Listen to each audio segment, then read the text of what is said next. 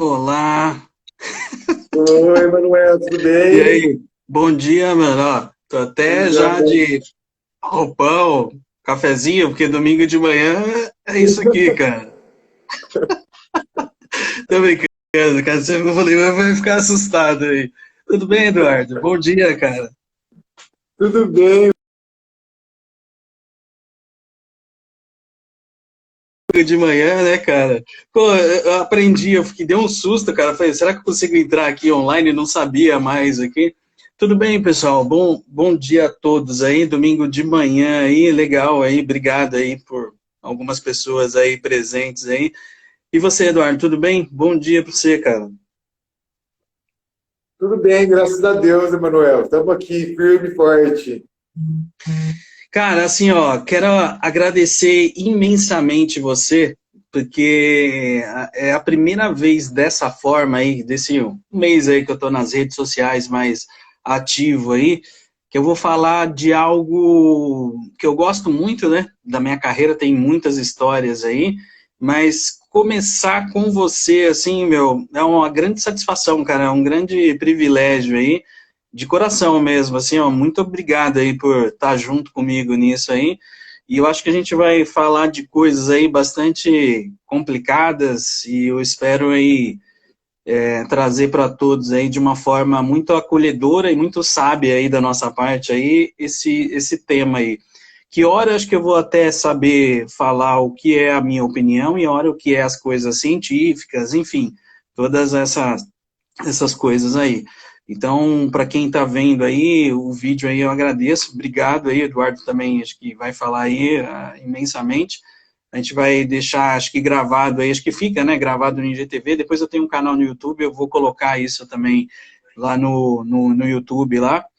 E, cara, assim, pelo menos antes de mais nada aí, eu sou psicólogo, né, para quem né, vai estar vendo isso depois e não conhece, eu sou psicólogo, sou aqui de São Paulo, trabalho já há 20 anos na área da saúde, na área social, onde esse tema que a gente vai falar agora da drogadição, ela é muito forte diante de todos os serviços que eu passei.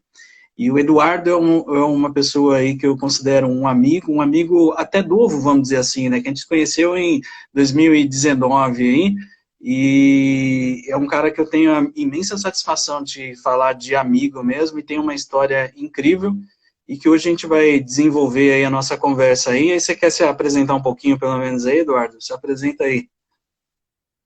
Bom dia. Oi, Emanuel, eu queria te pedir um favor. Eu estou com um probleminha aqui na minha câmera, que está dando umas falhas. Então, o meu outro celular não acontece isso. Eu posso trocar de celular e você me chama novamente? Eu acho melhor, porque senão tem algum perigo de cair no meio da live.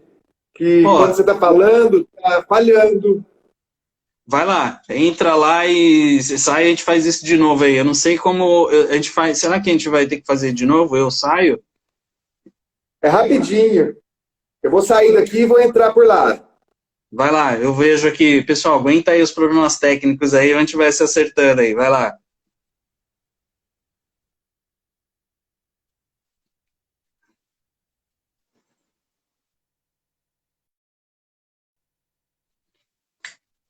Bom, acho que enquanto isso aí que o Eduardo faz essa questão aí, a gente vai conversar aí de uns temas aí bastante, acho que pesado aí. Eu pedi pro Eduardo, eu vou falar uma história aí para vocês aí, e deixa ele voltar aí que a gente, ó, vamos ver se ele posso chamar. Agora eu não sei como, deixa eu ver se eu faço aqui. Acho que agora vai, hein?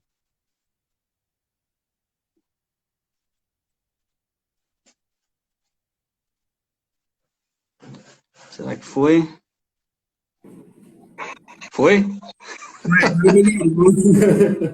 De boa, não. Desculpa. Até que a gente, cara, até que a gente não manja muito aí, mas de boa. Se apresenta aí, Eduardo. Vai lá. Bom, em primeiro lugar, quero agradecer o convite do Emanuel. O Emanuel é uma pessoa muito querida minha. Nós nos conhecemos numa formação que fizemos do Master em Programação Neurolinguística. E aí ele já me abriu uma oportunidade para fazer uma palestra no hospital psiquiátrico que ele trabalha. Foi a minha primeira palestra e foi muito importante para mim. Eu sou o Eduardo, Eu trabalho em Ribeirão Preto, na PNL Quântica, com desenvolvimento humano, e eu fui dependente químico durante muitos anos, eu tentei sair disso, e hoje eu ajudo as pessoas a saírem desse tipo de situação, não só da dependência química, como da depressão, ansiedade, síndrome do pânico, e ajudo elas a saírem da merda, por assim dizer. Né? Porque eu já passei por tudo isso também, de ansiedade, pânico, fobia social e muitas outras coisas. O Eduardo, assim, ó, acho que dentro do que a gente sentou e conversou, assim, pessoal, eu não gastaria, nesse momento, o nosso tempo, talvez falando de drogas especificamente, mas eu acho que eu teria que falar um pouquinho, pelo menos de duas ou três, assim, bem rápido, se o Eduardo me permitir aí, não é esse o nosso foco aí, mas ontem eu fiz até uns stories, Eduardo, à noite lá, falando umas questões da maconha, e eu acho que eu sinto a vontade de falar duas, três coisas sobre a maconha, o álcool e a cocaína, assim, bem rápido, assim. As pessoas têm a tendência, principalmente na maconha, por achar que ela é natural, que às vezes é um pouco inofensiva. Se a gente for pensar por esse lado, se a gente pensar, por exemplo, no veneno da cobra, a gente automaticamente sabe que pode ser letal, muitas dessas coisas aí. Só que ela também é usada para remédio para pressão, é usada para o bem também, né? Então, essa questão da maconha, até do jeito que eu coloquei lá no Stories, lá, eu deixei meio aberto assim, porque a maconha, sim, ela traz alguns benefícios para algumas questões de saúde, para algumas coisas, mas ela tem que ser separada, modificada, não é só porque é uma planta natural que não vai ter problema.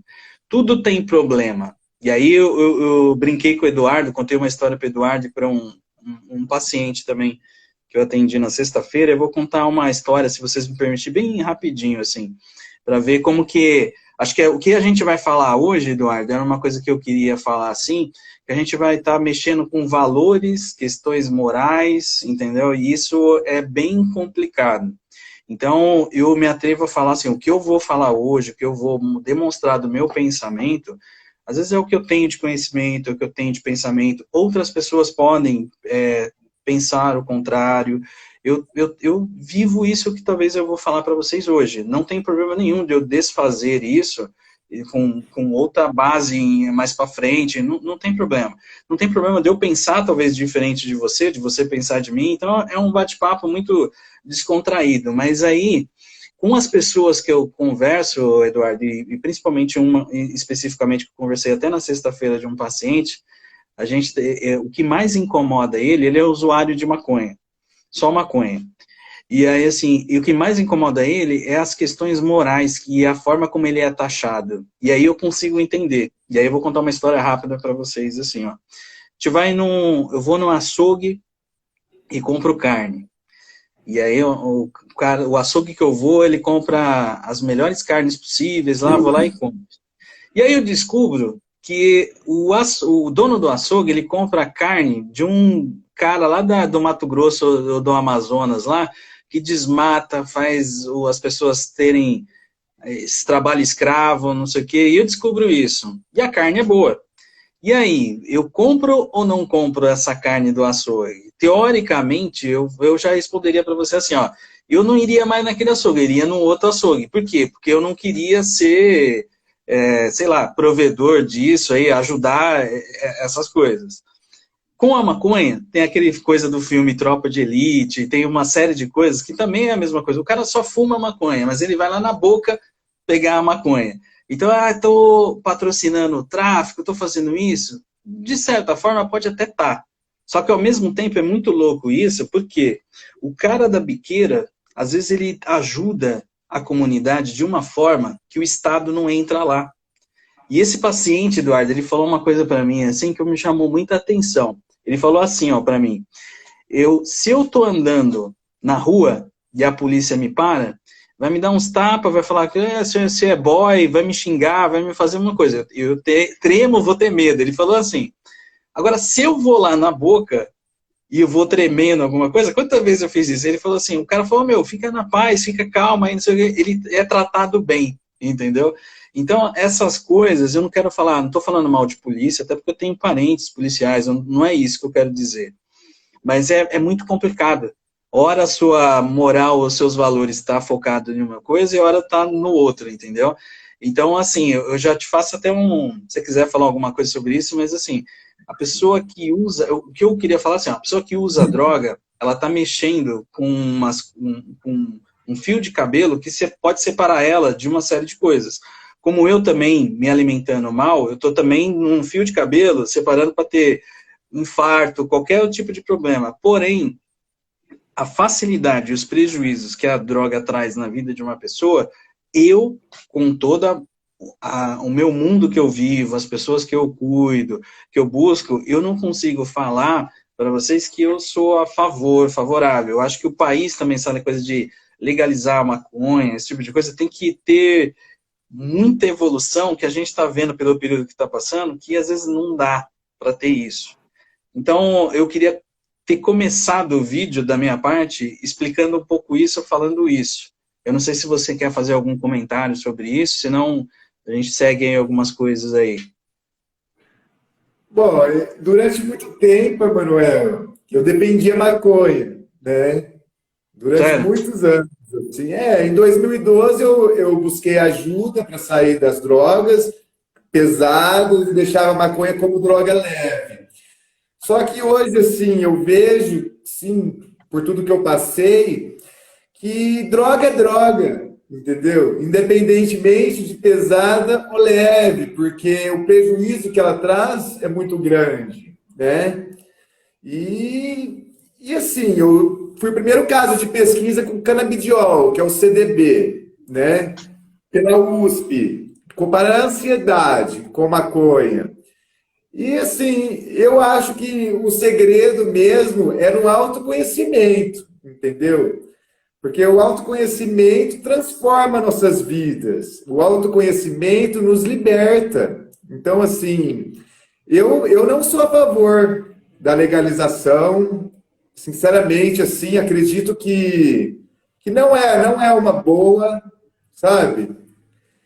Você sabe, Eduardo, que teve, acho que o Uruguai, que foi para essa questão da legalização, essa coisa toda, assim, e você sabe que uma das coisas que mais aumentou lá, que eu vi de algumas pesquisas, eu não vi todas, não vi talvez os benefícios também que isso trouxe para o país, sendo bem sincero, mas a questão assim, tem uma coisa que a gente vê muito na mídia, muito na televisão, por exemplo, acidente com trânsito, que envolve a questão do álcool. Na blitz, esse tipo de coisa, você não poder dirigir alcoolizado, que afeta as coordenações motoras, seu estado mental, enfim. A maconha também. E aí, se você libera, você vai ter que fazer talvez uma blitz para isso, ou se aparecem os acidentes graves também envolvendo essa questão do uso de droga, substância, é complicado, porque você vê casos na televisão aí de mortes de pessoas que não tem nada a ver com a história. Então, assim, eu acho que o país precisaria de um melhor preparo para isso. A outra coisa, Eduardo, eu vou fazer uma pergunta para você, e você pode responder da forma que for. Inclusive, essa resposta essa pergunta que eu vou te falar, a resposta, as pessoas dão sempre os dois lados. Inclusive, você de casa, aí, você que está vendo o vídeo aí, também pense nisso aí, ó. A maconha vicia? Você acha que sim ou não, Eduardo? Muito, extremamente viciante. Extremamente viciante. Nem, sem sombra de dúvidas. Tanto que todo mundo que usa cocaína, que usa outras drogas, quando fala, não, mas a maconha eu vou continuar, né? A válvula de escape, né? A muleta. Tipo, vicia demais, demais. Sem noção. Teoricamente, Eduardo, assim, ó, de dados científicos, a cada 10 usuários de maconha, um vai se viciar. E esse vício não é o vício de abstinência do corpo biologicamente, é um vício mental também, que eu acho muito importante isso, é um vício psicológico, entendeu? De cada 10 Diferente de usuários, outras drogas. de cada 10 usuários de maconha que eu conheço, 12 são viciados. É muito raro você pegar Então. uma pessoa que fuma maconha esporadicamente, entendeu? Ah, a pessoa fuma maconha uma vez por mês. Não, entendeu? Isso é muito raro mesmo, assim, são pouquíssimos casos. Porque É as legal. pessoas acabam fumando de manhã, de tarde e de noite. E se isso não é É, vício, isso é o quê? Entendeu? exato, exato. É a mesma coisa. Entra uma questão, Emanuel, que eu acho assim, a pessoa não rouba para usar maconha, a pessoa não mata para usar maconha, porque é muito barato, entendeu? Então, assim, muitas vezes ela não é vista como um viciado, mas, meu, é um vício e é muito difícil de deixar. Tanto que depois que eu larguei as drogas pesadas, eu fiquei com um tratamento de redução de danos, sabe? E esse tratamento de redução de danos, a maconha entrava, né? O médico mesmo falava que eu podia fumar, o psiquiatra e tudo. E, enfim, e eu achava que eu ia fumar para sempre. Eu falava, não, eu vou fumar para sempre, porque eu sou redução de danos. Só que isso estava me gerando um prejuízo enorme, entendeu? Perante a sociedade, que me via ainda como se eu tivesse afundado nas outras drogas, e perante a minha própria vida, que não saía do lugar, né? Isso é interessante, né? É interessante isso aí. Teoricamente, tem gente que fala, ó, de 10 para 1, mas na prática eu também não vejo dessa forma. Eu acho que na prática eu vejo muito mais alto. Igual você falou, eu já vi, tem um grande psiquiátrico aí de uma clínica aí, acho que Fábio Pinheiro. Inclusive, toda segunda-feira ele faz uma live, ele é dono de uma clínica chamada, acho que Rushley, e um super cara aí, ele e o Alexandre Castanheira, assim, são dois caras, assim, extremamente tops aí. Eu assisti a live dele na segunda-feira passada aí, e ele estava falando justamente disso, que a pessoa, cientificamente, se você fumar, tipo, como diz, um baseado no mês, talvez não estaria tantos prejuízos cognitivos, tantos prejuízos psicológicos, mas eu não conheço ninguém que faz isso. Eu não vou num churrasco, eu bebo bebida alcoólica, mas eu vou num churrasco e falo assim, vou tomar uma cerveja. Às vezes eu consigo, e às vezes você acaba tomando 2, 3, alguma coisa assim. A maconha, quando você conversa com as pessoas, é justamente isso. Às vezes ela perde a mão, ou ela fica dependente psicologicamente de fumar de manhã, na hora do almoço e à noite. E para fazer as coisas também. E só de você pensar nisso, tipo, eu preciso fazer algo, beber, ou eu preciso fumar, eu preciso, sei lá, maconha, ou qualquer outro tipo de droga, para eu ser eu, para eu fazer as coisas, já é complicado, entendeu? Um dado interessante que você tocou nesse assunto, da pessoa fumar uma vez por mês, olha que controverso isso. Porque se você faz um exame de urina, né, que é o exame que é o controle toxicológico, ele não é feito pelo cabelo, ele é feito pela urina, né, nem pelo sangue, é sempre pela urina. Então você faz o exame de urina, a cocaína e o crack, eles ficam de 3 a 5 dias no máximo. E a maconha fica de 22 a 30 e tantos dias. Então, assim, falar que não tem prejuízo uma droga que fica tanto tempo no corpo, isso não é verdade, né? Ô, Eduardo, eu tô fazendo, acho que você e eu estamos fazendo pelo celular, eu tô conseguindo ver algumas pessoas falando assim, eu acho que é um pouco disso. Na teoria fala-se 10 por 1, mas na prática, a gente lidando com essas pessoas no dia a dia, eu falaria que vicia mesmo. E só de ser um vício psicológico, enfim. Eu queria fazer uma outra pergunta só. Maconha causa doença mental? Para vocês que estão vendo e para você também, Eduardo. Pode responder. O que vocês acham também disso? Vocês acham Com que a maconha certeza, causa? com certeza. A maconha, né?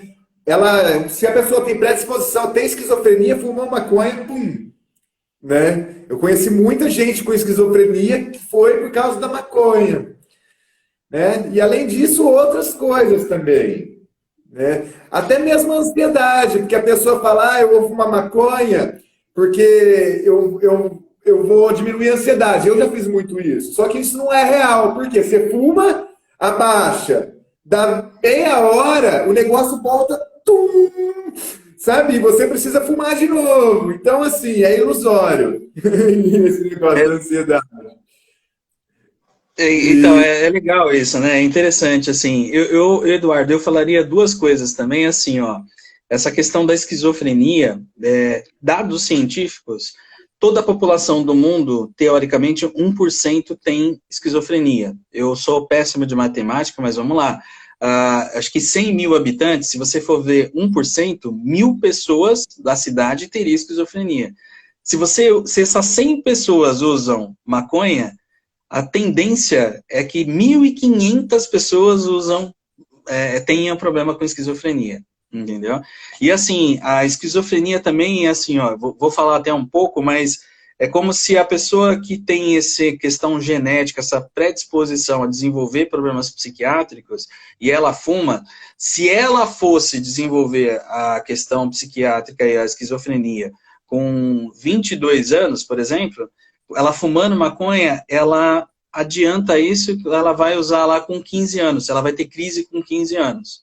A outra coisa, assim, brincadeiras à parte, a gente está tentando descontrair um assunto sério. Eu sou muito zoeiro, como vocês aí sabem aí, mas é um assunto sério, mas assim, ó, a pessoa que, como é que fala, que usa a maconha, eu vi, acho que alguém falando assim, ó, se você pegar, vamos lá, se você, eu sou psicólogo, se você fazer as avaliações psicológicas, as questões cognitivas serão afetadas. Então, talvez a pessoa não significa que a pessoa também fumar maconha, não vai ser todas, ela vai desenvolver esquizofrenia, a gente não está falando isso, mas se ela tiver geneticamente isso dentro dela, desenvolve. Então, o que é esse geneticamente? Eu tenho vários na minha família, por parte, por exemplo, de pai. Eu tenho várias pessoas que têm problemas com depressão, esquizofrenia, transtorno de bipolaridade. Então, talvez esse gene da parte do meu pai, geneticamente, está dentro de mim. E se eu fumo, isso acaba despertando. Eu acho que em outros vídeos que eu tenho no YouTube, entre outras coisas aí também que as pessoas conhecem aí em geral, essa questão genética, sempre quando a gente fala disso, parece que é uma sentença. Parece que você se lascou, tá lascado, isso vai desenvolver, né? Mas não, se você cuida, se você faz, se protege, isso não desenvolve, mas você está usando algo que pode acabar desencadeando, entendeu? Com álcool também é a mesma coisa. E o engraçado disso, Eduardo, só lembrando aí, vamos nesse bate-papo aí, você fez eu lembrar de uma coisa, que eu acho que isso que eu queria falar. O mundo que eu vivia há um tempo atrás, ele já não existe mais. Eu sei que isso é difícil para as pessoas. Antigamente a droga era vista de tal forma, hoje ela está sendo vista de outra. E por incrível que pareça, eu tiro por mim, as drogas para quem tem filho, ou que eu tenho um filho de 12 anos, e eu sei isso vai acontecer comigo, assim, talvez ele comece a experimentar as drogas em si, dentro da minha casa mesmo. E como foi isso para mim? Eu não sei para você, mas assim, eu lembro que eu tinha um tio que já faleceu, que ele lavava o carro no quintal, a gente morava num quintal lá, e aí meu primo Fernando, vou caguetar ele aí, ó, brincadeiras à parte, a gente foi lá e pegou um cigarro dele. E na época, aquele cigarro, aquele Hollywood, meu Deus do céu, cara, um bom cigarro forte do caramba, aquele Hollywood, acho que para quem fuma. E a gente acendeu, eu tinha acho que uns 10 para 11 anos. Cara, meu Deus do céu. A hora que eu acendi aquilo, eu falei, nossa, cara, tô perdido aqui. E a cerveja é a mesma coisa, a gente começa bicando em casa, esse tipo de coisa. Então, assim, automaticamente, sei que é difícil todo mundo, às vezes, concordar com isso aí, mas os nossos filhos, o meu filho, ele vai estar numa situação dessa. E quando a gente fala de prevenção, aí uma outra coisa que eu queria perguntar para você, Eduardo, dentro do que você usou, você que foi um usuário, de repente, de droga, se a questão de informação influenciou você usar. Se a questão o fato de você ter informação, o fato de você saber o que a droga faz, se isso ajudou a evitar de você usar ou não. O que você me diz disso aí? Também é interessante isso. Em primeiro lugar, a droga é excelente na hora que você usa, né? Porque o ser humano vive para evitar dor e buscar prazer. Só que antes de eu falar, né, como ela é boa, eu vou falar o grande problema disso. Porque, assim, se a gente busca o prazer imediato e evita a dor, essa dor vai virando uma bola de neve, né? Que foi o que aconteceu na minha vida. E depois ela vem e engole a gente, né? Mas quando eu comecei a fumar maconha, eu experimentei o cigarro para aprender a tragar, porque eu queria fumar maconha, porque eu queria ser igual aos surfistas da paz e do amor. E assim, é diferente do exemplo que você deu do cigarro, porque o cigarro, você vai sentir o efeito dele depois que você já está viciado, né? A maconha não. A maconha você fuma, você sente o barato dela. A cocaína e todas as drogas é imediato, né? Por isso que ela é tão gostosa assim de se usar, né? E assim, é interessante que eu jogava muito videogame quando eu tinha uns 14 anos. E naquela época, Manuel, que foi que eu experimentei a maconha. E aí eu fumei a maconha e falei, nossa, daqui para frente eu vou brincar com a minha mente. Abandonei o videogame, perdi a inocência ali naquele momento, sabe? E daí foi indo para frente, sabe? Minha vida começou a ter muitos prejuízos. Mas assim, eu tenho muitas histórias que foram legais, que foram engraçadas, né? Que eu tive, né? Os momentos bons também, fazendo isso. Com certeza, né? Afinal, foram 16 anos usando drogas. Então, 16 assim, anos? Não sabia que era tudo isso. passei muita coisa legal, sabe? E também comecei em casa, Emanuel. Entendeu? Igual você falou. Comecei em casa. E como que você saiu, Eduardo? O que te deu o estralo disso, assim, que mudou a sua vida? Qual é a parte negativa disso tudo, assim? Porque é legal você ter falado isso, porque qualquer droga que seja, ela te dá uma sensação boa. E a gente usa o álcool, a entrada do álcool também, é para desinibir, para você ficar um pouco mais solto, entendeu? O cigarro tinha, na minha época, assim, aquele... É a minha época, porque eu 42 anos, eu sou tô velhão, a barba, já tá até umas barbas brancas aqui, mas não sei se vocês vão lembrar, pessoal, em filme antes, tinha aqueles personagens que fumavam, o Mel Gibson lá, com máquina mortífera lá, fumava, aquele negócio, entre outros antigos. Fuma espinafre. Aquele espinafre é o quê? Então, e a questão também, assim, ó, de, como é que fala? Ser um ritual de passagem para quando a gente é adolescente, você sentir que você é homem e tal, bebê. Então, isso é um ritual para nós, assim, também, né? E para você, cara, o que foi? O que levou, cara? Se você quiser falar um pouco disso aí? Cara, então, eu acho que nesse momento que eu fui experimentar, eu estava com alguma coisa que eu queria fugir, que eu queria anestesiar na minha vida, que eu não queria ver de frente, né? E evitar aquela dor, buscando esse prazer imediato. Eu queria também, com certeza, elevar meu nível de consciência, né? Eu queria não pensar, fugir da realidade, me sentir pertencente a um grupo, porque é muito engraçado isso, porque assim, quando a gente cresce e amadurece, né? E hoje eu tô com 34 anos, meu Deus, com 34 anos. Hoje, assim, eu não tenho mais aquela. Porque na escola, com 14 anos, com 15 anos, com 16 anos, você pega um cigarro naquele momento, você, sem zoeira, você acaba ficando descolado naquele momento ali, sabe?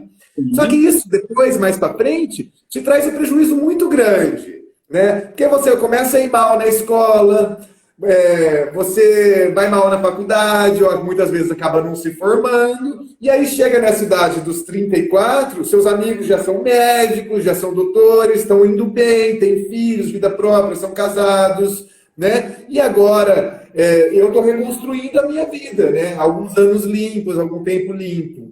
Então, assim, é uma coisa assim, se você pôr na balança, né? É realmente o que eu falei no começo, do prazer imediato. Então, lá com 15 anos, você com certeza vai se destacar na turma, sabe? Você fica mais falador e tudo. Lá no começo. Isso depois faz assim, ó. A pessoa que foi tranquila lá, que estudou, que seguiu o caminho certo, né? Certo, entre aspas, assim, ela se dá melhor na vida depois, né? Tá, eu tô. Pessoal, às vezes eu não consigo. Depois a gente até fala um pouco disso dos comentários, mas eu tô vendo aí, viu? Vários comentários aí. E é assim, ó, eu tô vendo aqui um que parou aqui na minha tela aqui, 16 anos com fumar o cigarro, enfim, começa assim, né? E de tratamento, Eduardo? O que você já buscou? Você até falou um pouquinho, acho que no começo lá de algumas coisas, mas como é que foi o buscar o tratamento? Olha, no começo, eu busquei todos os tipos de tratamento, 17 formas de tratamento, né? Então, a primeira, até a minha própria família não queria me internar. Então, eu fui para a fazenda da família, né? Fiquei lá numa fazenda que era 40 quilômetros de terra, mas não sei quanto de asfalto da primeira cidade, sem carro, sem nada. Foi antes de 2012, acho que 2011 foi isso. E assim, engraçado que eu tinha até direito a uma caixa de cerveja por semana, assim, sabe? Nós tentamos de tudo, o engraçado. Só que, meu, não deu Cerveja certo. boa ou cerveja ruim? Ah, cerveja que eu mais gostava na época. Eu Tô gostava de zoando. branco. Aí, Manuel, depois eu passei por uma clínica caríssima, caríssima mesmo, assim, mais de carro popular por mês, sabe? O tratamento lá era muito bom, assim, a gente tinha liberdade para abrir a geladeira e tudo, sabe? Era uma casa, era homem e mulher, me sentia bem tratado, né? Depois passei por hospital psiquiátrico, fiquei em hospitais psiquiátricos muito bons e fiquei em uns que são terríveis, né? Já passei por comunidade terapêutica, que é de cesta básica também. Clínica clandestina, também já passei, que é um horror, entendeu? Já fiz tratamento em casa, com médicos indo na minha casa, enfermeiros. Já fiz tratamento com ibogaína. A ibogaína, para quem não sabe, ela é uma raiz da iboga, uma planta, sabe, que tem na África, uma árvore. E eles falam mil coisas a respeito da ibogaína. Mas a realidade é que a ibogaína é a droga mais forte que existe no mundo. Mais forte. Você fica 30 horas alucinando. E ela dá muito surto na cabeça, sabe? É perigosíssima, eu não aconselho ninguém, é caríssimo. Custa 7.000 para tomar uma dose de ibogaína. Eu ia falar agora, E essa é aquela que você falou que veio lá de fora, que custou uns 7 mil reais, então é essa aí que você tá falando. eu tentei de tudo. E aí, nesse lugar que eu tomei ibogaína, eles me deram um remédio que ninguém sabia o que era, chamava Eanthus, vinha do Vietnã. Meu, não acreditem nessas coisas, sabe? Ayahuasca também, fiz tratamento com ayahuasca. Isso é ilusão, é como correr atrás do vento, é tapar o sol com a peneira. Isso não resolve, entendeu? Além de gerar surtos psicóticos seríssimos. Não rola. Que mais? Uma coisa que eu quero falar aqui, já que você me deu essa brecha, é assim, gente, para quem está assistindo esse vídeo, para as famílias que querem ajudar, né? De repente, se tem um esposo, vocês querem ajudar, gente, fiquem muito espertos, porque eu já fiquei em cada lugar terrível, terrível, que as pessoas ficam amarradas, as pessoas. Meu, vocês não têm noção o que acontece dentro desses lugares. Então, por exemplo, existem chamados captadores. E eles eu quero denunciar aqui nessa live. Os captadores são a pior raça de gente que existe nesse meio.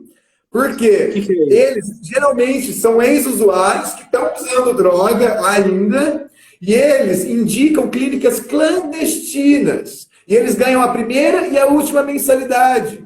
E sabe o que acontece? Você vai para lá e eles manipulam a família e você não sai. Não sai. Aconteceu isso comigo, eu só saí porque era o dia do meu aniversário, estava combinado e tal.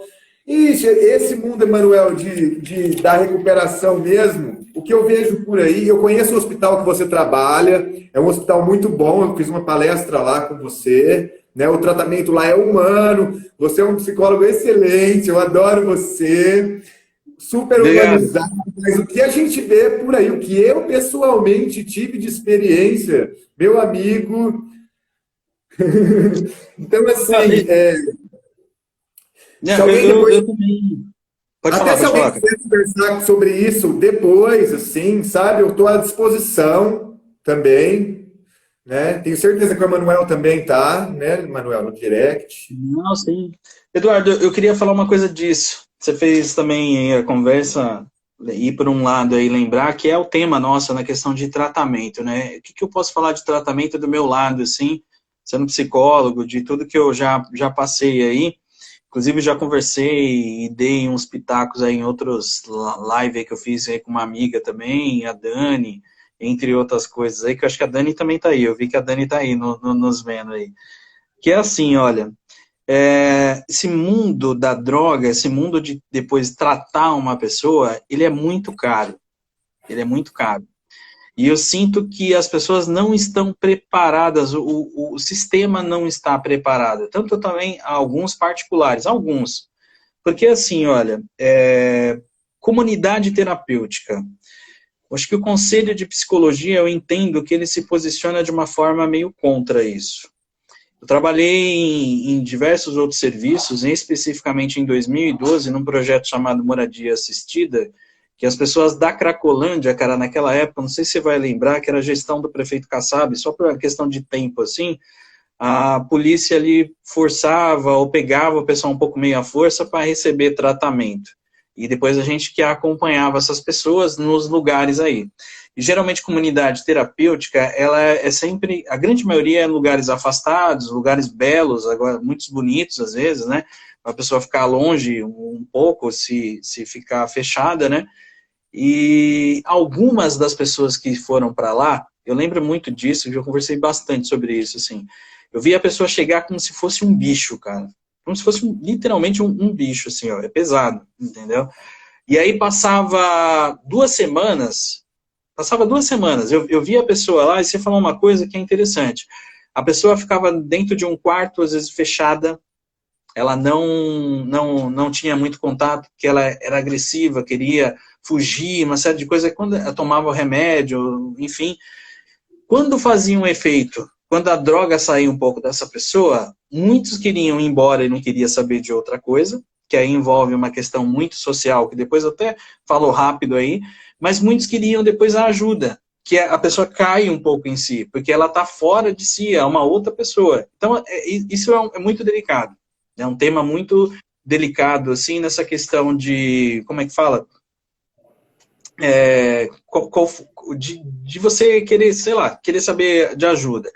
Só que eu vi muitas comunidades terapêuticas boas, por mais que o meu conselho de psicologia não goste, se posicione contra, mas o que é uma comunidade terapêutica boa para mim? Eu não sei se você concorda, Eduardo, eu vou esperar você falar aí, porque assim, é uma comunidade terapêutica que tem o tratamento humanizado, é a comunidade terapêutica que tem médico, que tem enfermeiro, que tem uma equipe multidisciplinar, entendeu? Isso custa caro, pessoal. Isso infelizmente custa caro. Tem um monte de igreja, tem um monte de religiões aí em si, que tem os seus espaços que oferecem, às vezes, esse serviço. E são pessoas que têm um coração muito maior do que o meu aí e querem ajudar. Porém, do aspecto, às vezes, um pouco mais científico, mais técnico, o álcool, por exemplo. O álcool, ele abre uma abstinência, cara, que se a pessoa não tiver lá os equipamentos, ela pode ter uma parada cardíaca, lá, respiratória, e ela pode vir a óbito. Então, quando você pega uma pessoa dessa num local, você tem que ter os equipamentos, tem que ter isso. E isso custa caro. Eu vejo que muitas pessoas também, principalmente com as pessoas da Cracolândia, Eduardo, eu vejo que as pessoas também falam assim, ó, só dá serviço, só dá emprego, tal, tal, e a droga é só a cereja do bolo. O que eu já peguei de pessoas que não deram certo na questão de um tratamento é assim, porque lá na Cracolândia é um outro mundo, não precisa ser a Cracolândia especificamente de São Paulo, mas às vezes as malocas que eles falam, os lugarzinhos, lá a pessoa é gente, lá tem gente que se preocupa com ela, entendeu? Então, quando a gente falou, e você até falou que quando a pessoa usa a droga, ela usa por quê? Ela tem um motivo. Isso é vários, depende. E atinge qualquer classe social. Eu acho que da maneira como você falou, se as pessoas não perceberam, mas assim, você tinha uma condição financeira para pagar por esse serviço. E quando você, às vezes vem de classe média baixa, ou bem baixa mesmo, o que nós temos hoje em São Paulo? Não sei os outros estados aí, mas o que nós temos de tratamento? Nós temos o CAPS, que é o CAPS Álcool e Drogas, que na sua região recebem as pessoas e fazem lá o tratamento. Algumas pessoas podem ficar internadas por 15 dias, às vezes consegue até ficar 30 dias dentro de um CAPS fazendo a desintoxicação. Mas, às vezes, outra coisa também que eu sinto, Eduardo, desculpa ser um pouco longo aí, mas eu precisava falar isso, que é assim, essa questão da luta antimanicomial, essas coisas de manicômio. Aqui em São Paulo a gente tinha alguns lugares aí muito abandonados, aí, o pessoal judiado, tomando choque, uma série de coisas. Então, isso não tenho o que falar, eu também sou contra isso. Porém, acho que eu falei isso na live lá com a Érica, uma que eu fiz, acho que com a Dani, em outros locais, assim... Quando a pessoa está em surto psiquiátrico, ou quando ela está na questão das drogas aprofundada de tal maneira, ela vai precisar ser contida. E isso dá margem para muitas coisas, as pessoas sofrerem violência nas comunidades terapêuticas, e também, assim, quando você tem a boa pessoa intencionada, ou o bom serviço intencionado, ele não é preparado. Porque essa pessoa que está assim, ela está junto com outras pessoas dentro de um hospital, que a ala do hospital não é preparada, o cara às vezes está até no corredor. E isso envolve o quê? Num dependente químico, seja ele qual for a substância. Ter pessoa que conduz, ter pessoa que fica muito em cima da pessoa.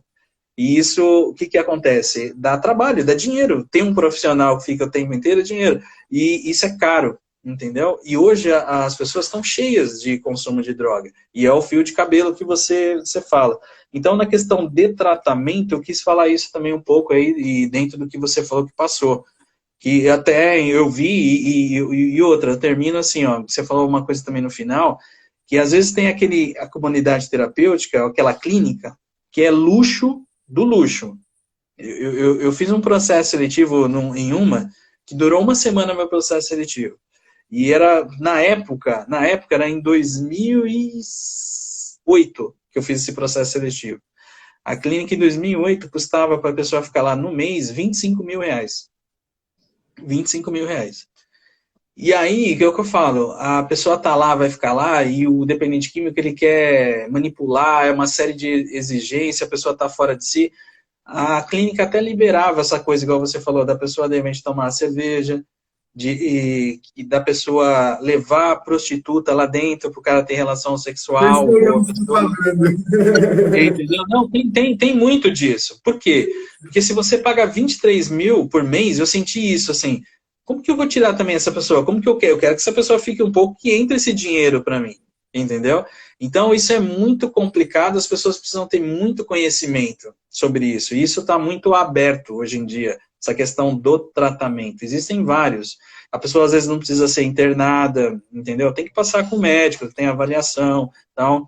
A outra coisa, Eduardo, que eu me atrevo, só rapidinho aí para você falar, aí, eu estou sendo longo aí na questão, mas eu lembrei de um caso recentemente aí que a gente estava aí discutindo em equipe, e eu falei também isso em outros momentos, esse porquê da pessoa usar droga, da pessoa ficar nesse mundo aí das drogas aí, né?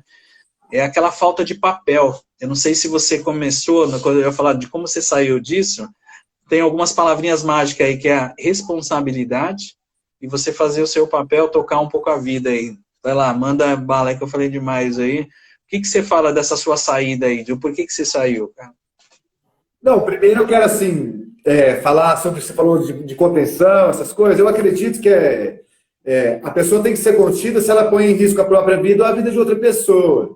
Só que o que a gente vê na realidade acontecendo são pessoas contidas por mais de 5 dias, direto, amarrada, defecando na cama e acontecendo muita coisa desumana, entendeu? Então, aí tem esses dois lados, entendeu? Porque, se eu não me engano, pela lei, a pessoa pode ser contida por, no máximo, até 2 horas, né? Então, é complicado isso, né? Mas... Talvez o pessoal da enfermagem sabe falar isso melhor aí. Deve ter alguém de enfermagem aí me vendo aí, se alguém puder... Por exemplo, tem um hospital, o único hospital psiquiátrico, assim, para quem pode pagar, que eu até indicaria, é o Instituto Bairral. Já tem 80 anos, faz 20 anos que eles são eleitos o melhor hospital da América Latina. Lá tem uma ala que chama núcleo. No núcleo, as pessoas, elas...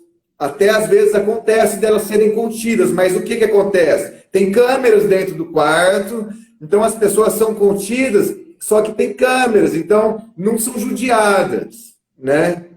É um assunto, Manuel, que é muito difícil, sabe? É uma coisa, porque o que eu vi, eu tenho 17 internações. Eu tenho internações em clínicas de 40 mil reais por mês e tenho internação em clínica de cesta básica.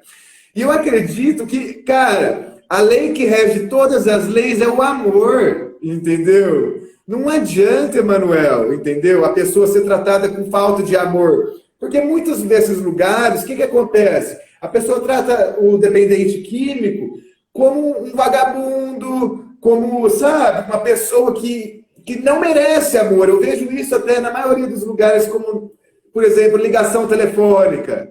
A pessoa está lá internada, fazendo um tratamento para ela melhorar. Então a pessoa tem direito à ligação telefônica uma vez por mês de 5 minutos. Eu acho que certas coisas são desumanas que acontecem, sabe?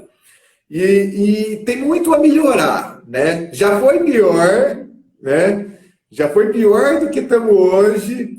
Só que para quem já assistiu aquele filme com o Rodrigo Santoro, como que chamava aquele filme? Você lembra, Manuel? Bicho de Sete Cabeças? Sete Cabeças. Gente, aquilo lá é a realidade, entendeu? É a realidade que acontece mesmo. Aquilo não é ilusão, não é coisa de filme, não. Aquilo acontece até hoje, né? Até hoje. Então, assim, tem lugares muito bons, né? Só que são muito caros. E tem lugares bons que não são tão caros, que eu já fiquei também. E tem lugares que são caros e são terríveis. Então, assim, são as pessoas. Você tem que seguir seu coração, sua intuição, quando você for conversar com uma dessas pessoas. Que é o que o Emanuel falou. Eu sei a clínica que você está falando, eu não vou citar o nome, a que você fez a entrevista. Realmente entra prostituta e tudo. E hoje está 70 mil reais para ficar lá. Só que, Emanuel, isso, para você ver, não é um lugar bom, entendeu? Porque é antiético, né? Porque essas pessoas que entram levam droga lá para dentro. Então, cara, assim, esse assunto dá pano para manga. Se a gente ficar aqui falando disso, sabe? Você entende, né? Que é um assunto que é muito complicado. Como você saiu, Eduardo? Não esquece disso, não. É interessante isso, né? Como que eu saí, né? Eu tentei de tudo, como eu disse, né? Até remédio do Vietnã, que ninguém sabia o que era, hipogaína, internações em todos os tipos. Mas religião também, de ficar fanático durante algum tempo. Só que, assim, o que me ajudou mesmo foi quando eu assumi responsabilidade pela minha própria vida. Porque, assim, eu sempre quis parar. Em 2012, eu vendi o carro, cheguei para minha mãe, falei, eu quero ir para esse lugar. Não deu nem para pagar a primeira mensalidade. Mas, assim, eu fiz a minha parte naquele momento, sabe? E o que me ajudou, eu sempre quis parar, só que eu não conseguia. Por quê? Porque eu, Eduardo, veja bem, estou falando que isso acontece com todo mundo. Eu depositava a responsabilidade, muitas vezes, no Emanuel, que é um psicólogo, depositava a responsabilidade no psiquiatra, e isso me tirava a responsabilidade e eu não saía. Então, quando eu fui estudar PNL, Programação Neurolinguística, e eu vi lá, convicção é acreditar em alguma coisa sem sombra de dúvidas, e a segunda definição, assumir responsabilidade. Então, aí eu comecei a entender que a responsabilidade pela mudança, ela era minha. E aí eu peguei as rédeas da situação, da minha própria vida, e fui mudando, né? E outra coisa também que a gente não falou, que eu acho que é legal falar, é que isso me trouxe muito prejuízo, né? As drogas, assim, psicossomáticos mesmo, né, Manuel? Muita medicação, e eu consegui sair de tudo. Hoje eu não tomo mais nada de medicação, nem para dor de cabeça, nada. Estou muito bem, graças a Deus.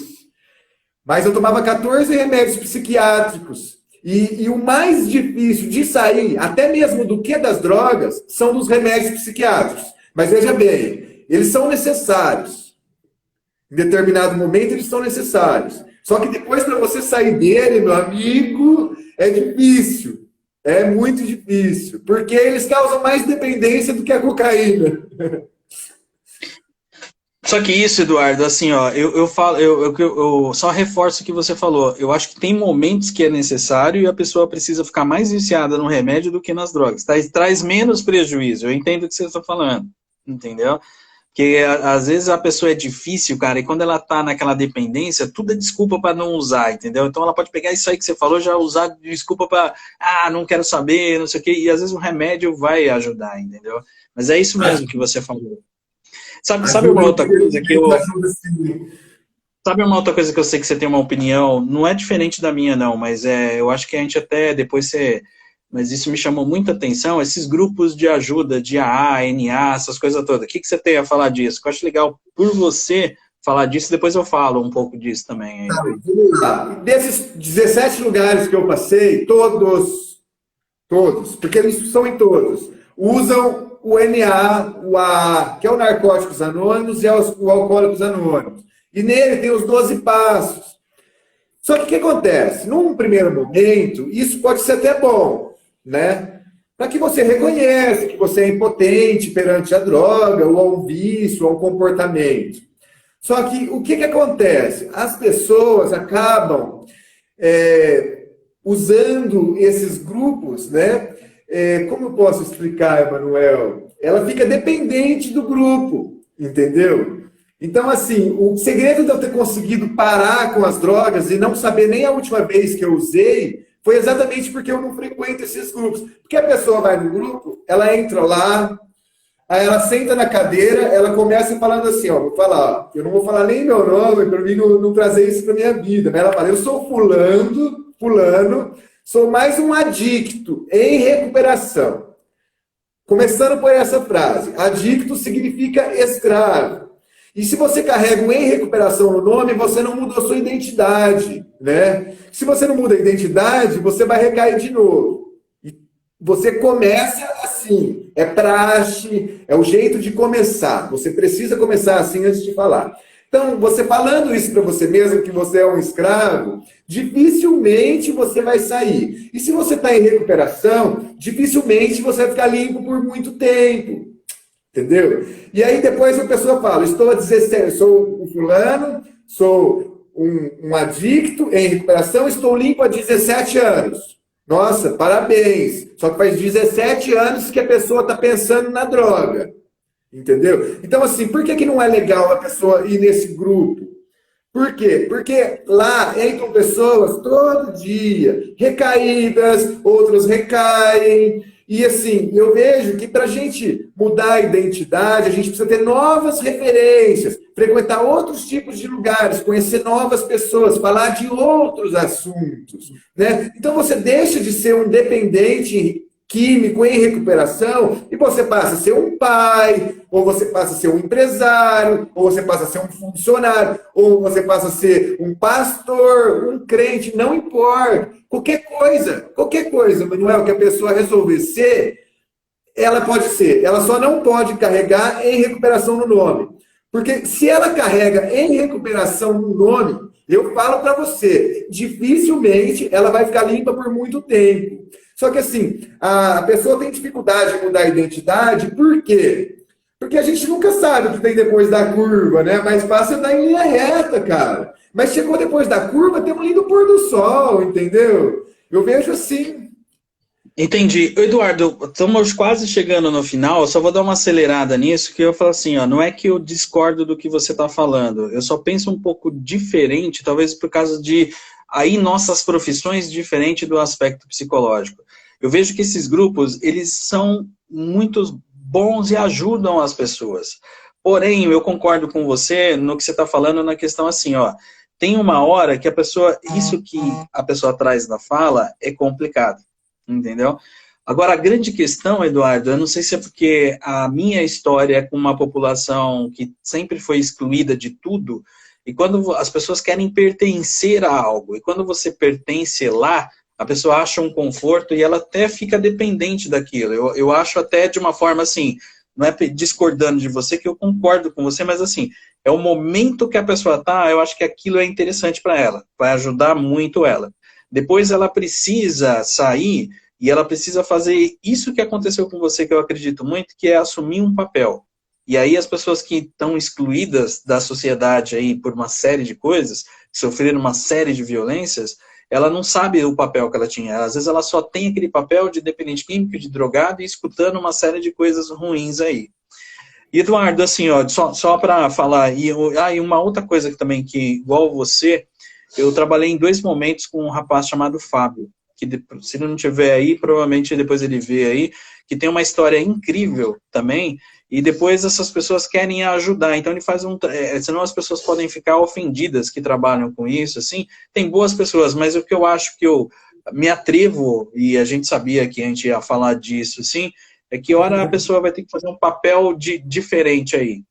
Eduardo, eu queria ver aí pelo tempo, eu queria só agradecer você, agradecer as pessoas que estão aí, não vou ainda encerrar, mas assim, eu estou vendo alguns comentários aí, a gente, 1 hora de Instagram, é muita hora, a gente pretende fazer isso mais, e eu não sei como funciona, assim, que fui o anfitrião que chamou aí, mas a gente tenta responder todas essas questões aí, eu vi muita gente aí, alguns amigos, algumas pessoas que prestigiou a gente, muito importante. Inclusive, eu esqueci o nome dela, não fica brava comigo, não. Aquela moça que você fez a live que eu acompanhei, inclusive eu sigo o canal dela lá no Instagram. Está aí. Eu vi ela aí, nossa, fiquei muito honrado com a sua presença aí, a Dani, entre outros amigos aí, que eu vi que está aí também. Entre as pessoas também que a gente segue, está aí. Ó, agradeço imensamente aí, vai ficar gravado, a gente vê. E o seu trabalho, cara, a gente prega assim, sempre para tentar fazer algo diferente, né? Então, dentro do que você faz da programação aí, neurolinguística, que eu também mexo com isso, mas a questão da física quântica, o quanto isso me deu um impacto, o quanto isso me conectou de uma forma muito bacana, é um belo trabalho que você faz aí. E se você quiser falar alguns minutinhos aí, falta 2 minutos aí, tem um cronômetro aqui que eu tô vendo aí, quer falar alguma coisa aí? Pode falar aí. O Manuel, né? Eu tive a oportunidade dele passar como cliente meu no meu trabalho, né? Que o meu trabalho, a pessoa geralmente chega com sintoma. Ou ela está com depressão, com ansiedade, dependência química, qualquer coisa assim, não está legal. Geralmente, não são sempre. E aí, tratando tratando a causa, né? A gente elimina o sintoma.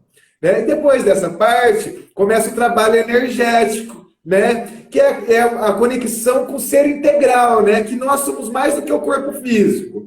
E eu vou ficar por aqui, assim, em relação ao trabalho, assim. Quem quiser saber mais, pode entrar em contato comigo pelo Instagram. E é isso, porque senão não vai dar tempo de eu responder, né? Que você quer encerrar em 1 hora. Falta 1 minuto aí. Eu falaria, depois a gente tentar. Um minuto para agradecer a todos que participaram, aqueles que ainda vão assistir, e principalmente a você, Manuel, por me abrir as portas, por esse convite. Você é um profissional que de excelência na sua área. Eu tive a oportunidade de fazer uma palestra no hospital que você trabalha, e eu vi o tanto que você é carinhoso e amoroso com os seus pacientes. Eu acredito que o caminho é o amor. A lei que rege todas as leis é o amor. E isso você tem, meu amigo. Obrigado, fico muito feliz de ouvir isso de você, faz muita diferença aí. Eu fiz muito pouco aquele dia por você, eu sei que você tem muita gratidão comigo por aquilo, mas você que brilhou aquele dia lá na palestra lá, foi você, cara, e as pessoas gostam muito de você, e só de estar perto de você, você já transmite essa energia aí. E é isso, pessoal, agradeço imensamente aí por vocês estarem aí no pleno domingo aí, vai ficar gravado aí. Tem mais alguma coisa, Eduardo, que esquecemos? Esse tema é complicado, pessoal. A gente não é o dono da verdade, opiniões diferentes, você pode ter a sua diferente. Eu acho que é importante falar um pouco disso, e eu acho que a gente abriu espaço e começou um espaço para isso aí, né? Eu acredito que esse tema é um assunto como discutir religião, não se discute, entendeu? E isso só foi possível, essa conversa entre eu e você, pelo tanto que você é aberto, entendeu? E humanizado, porque senão eu jamais faria essa live com outra pessoa qualquer, entendeu? Oh, muito obrigado! Muito obrigado. Beleza, pessoal. Bom, falou que não derruba mais. Estão falando, alguém falou que não derruba mais, assim, mas vamos respeitar isso aí, ó. Obrigado por todos, bom domingo a todos, vamos ficar gravado. Eduardo, de coração mesmo, obrigado, cara, por você trazer um pouco a sua história e dividir, sabe? Ela é belíssima, talvez ela te traga recordações aí ruins aí, mas eu acho que o seu exemplo é sensacional. E só aproveitando, talvez, que então não caiu aí, só para falar uma coisa, assim, também de uma outra pessoa que também eu peguei de exemplo na minha vida, assim, de uma paciente aí, um familiar aí, que ela, às vezes nessa questão da drogadição, as pessoas estão muito acostumadas a falar o que você tem que fazer. Eu acho ruim isso, sabe? E a pessoa nunca desistia do filho dela, ela sempre limpava o quarto daquele cara que chegava do lugar tudo sujo, deixava uma flor lá, e ela ia nos grupos, o pessoal, sabe, massacrava ela, pegava ela pesada por isso e tal, e isso fez a diferença um dia pro filho dela, que sempre lembrava da mãe lá. Então, assim, acho que, pessoal, não tem o certo ou errado, você pode não concordar comigo, pode não concordar com o Eduardo, mas que eu acho que o mais importante que você falou, Eduardo, é a questão do coração. É estar presente, assumir responsabilidade, assumir o papel. Esse é o caminho que eu também tento seguir, da forma como eu trato as pessoas, principalmente nesse tema de drogadição, no aspecto psicológico, e eu acho que você também falou isso do seu trabalho aí, né? É isso aí. É isso mesmo. E assim, eu acho legal, a gente até pode continuar esse bate-papo num próximo domingo, talvez, ou num outro, porque, Manuel, tem muita coisa bacana para falar. Igual você falou agora do amor, né? O importante é ter o amor, mas isso abre uma discussão também muito grande, porque o amor também, quando ele é demasiado, gera codependência. Entendeu? Então, assim, podemos falar sobre codependência, seria bem bacana. Legal. A minha esposa está aqui de fundo, é a minha diretora. Minha diretora. Ela falou que alguém mandou aí, falou para a gente sorrir para tirar um print. Então, abri o olho, com o meu olho assim, eu tenho que... acho que tá bom. Obrigado. Gostei desse print, depois a gente posta aí. Beleza, pessoal. Assim, ó, brigadão. Agradeço imensamente as pessoas aí. Eduardo, de coração mesmo, cara, eu me senti muito honrado de abrir esse tema de droga com você e de ter feito as lives aí com a Dani, com a Érica e de outras pessoas que virão aí também pra gente falar aí, de estilo entrevista aí. Agora virei youtuber agora emplacou aí. É a minha forma também, cara, de mostrar o quanto você e outras pessoas foram especial na minha vida, no meu conhecimento profissional, como outros pacientes também. A gente tem essas trocas com todos, né? Beleza? Antes de encerrar, hoje é domingo, né? Eu queria que você mostrasse para as pessoas como você começou a live, porque você começou a live vestido daquele jeito lá, e na verdade quase ninguém viu, que ninguém tinha entrado. Isso eu dei muita risada. Não, cara, eu não consigo nem, eu tirei aqui, ó, só deixei aqui de canto, chama de roupão para assustar o Eduardo aí, que eu tinha acabado de acordar aí. Mas beleza. Tranquilo, pessoal. Obrigado aí. Obrigado a todos aí. Você assustou aí, né? Pessoal, o cara vai fazer a live de roupão, né? Você é uma figura, meu irmão. Eu adoro você. Gratidão pelo convite. Vamos encerrar, então, senão a gente vai continuar aqui o dia todo. Beleza, cara. Até mais aí. Tchau mais a todos aí. Tchau, beijo gente. pra vocês.